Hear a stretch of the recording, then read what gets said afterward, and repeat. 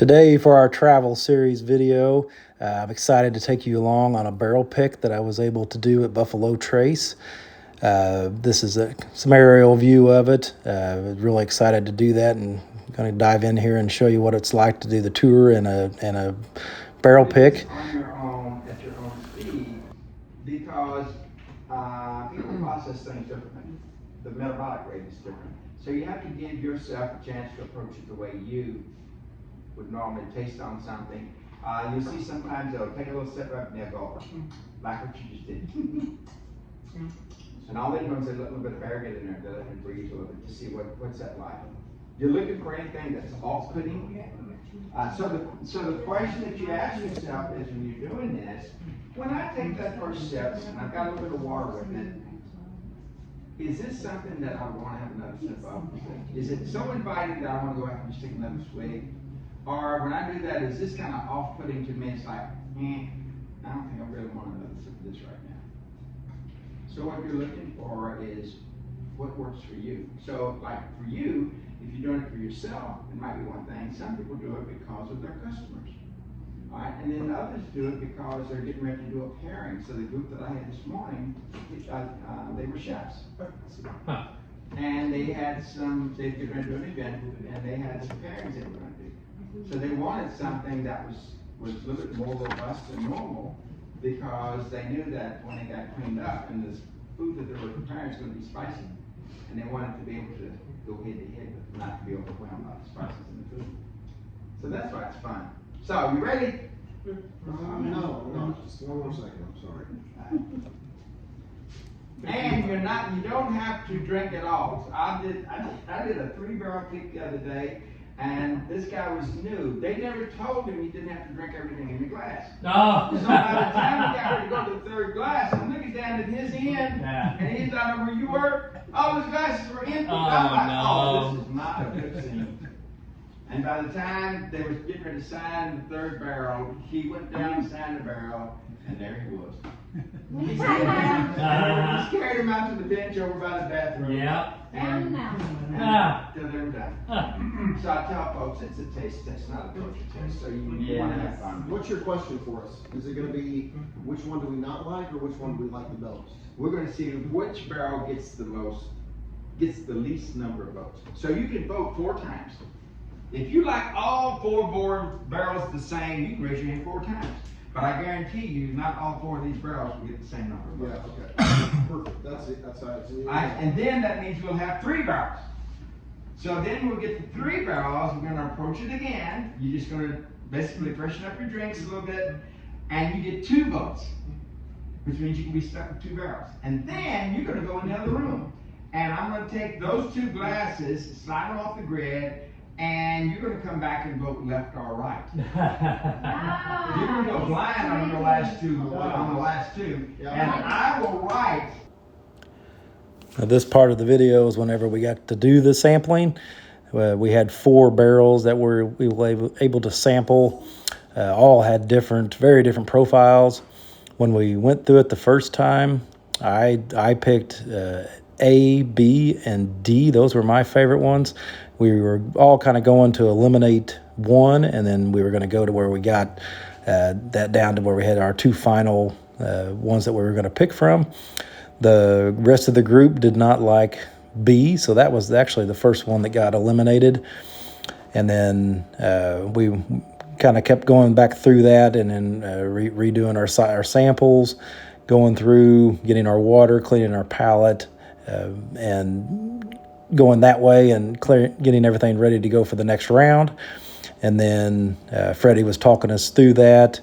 Definitely knows what he's talking about. When we were the next go around, we ended up we did eliminate B, and then the second phase of it, C was my least favorite, and that was the one that ended up getting eliminated in this next round. And I got down to A and B, which I thought had by far the best overall. I'm sorry, A and D had the best overall profile. Just some good solid stuff. And then we were kind of thinking our way through it. And this is where we ended up making our final vote. So he had us all kind of with our backs to him and raised our right or left hand for whichever one we want. Everybody thought that they were picking. It was funny because we were half and half, and half the group thought they were going to be picking D, and ended up most of them picked A, and so that ended up being the one that won. Tom was just so surprised that that's what ended up happening. So it was pretty cool, and everybody was happy with our selection. And then we were able to do some pictures and photos with Freddie afterwards, so that was really cool. The barrel pick process was just so neat, and then he did a great job walking us through it and doing all that. And we had a blast with him. It was a really fun day, just filled with a lot of fun.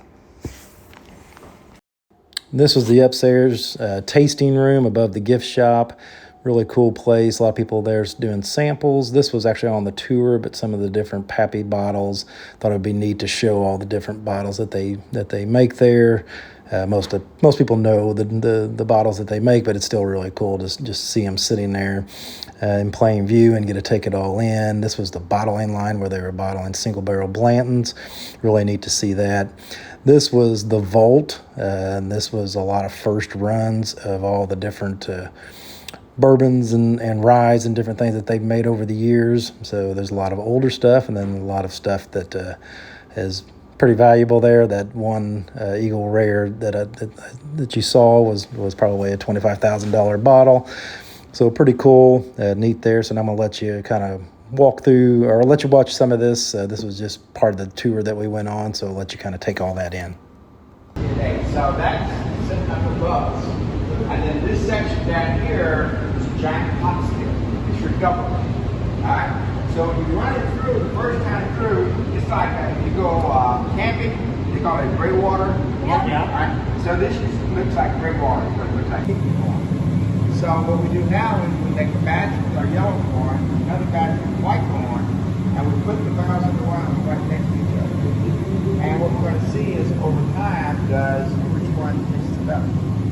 So it started off with white corn is actually sweeter than the yellow corn.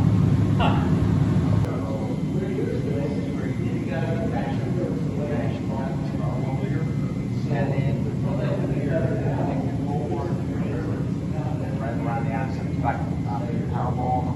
I was telling you, you run water around the outside and go down.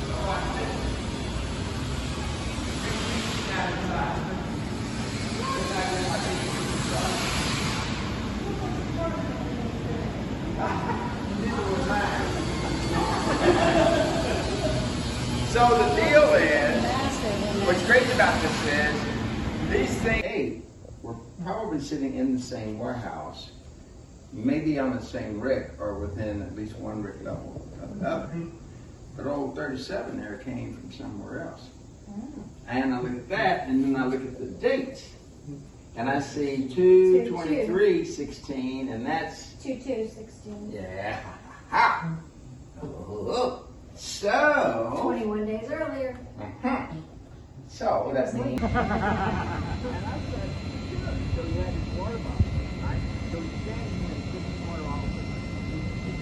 Right down, and it goes about that far and stops. Oh, really? And in front of Burbank says, I want to apologize. He says, I did not Should have believe made that was our possible. parking lot out of this. I know. Yeah. This should be on every road everywhere. That's where they're going.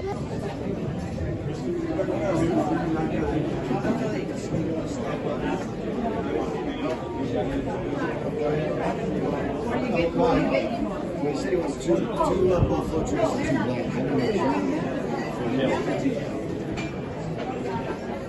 Those are for me. Thanks for watching, everybody.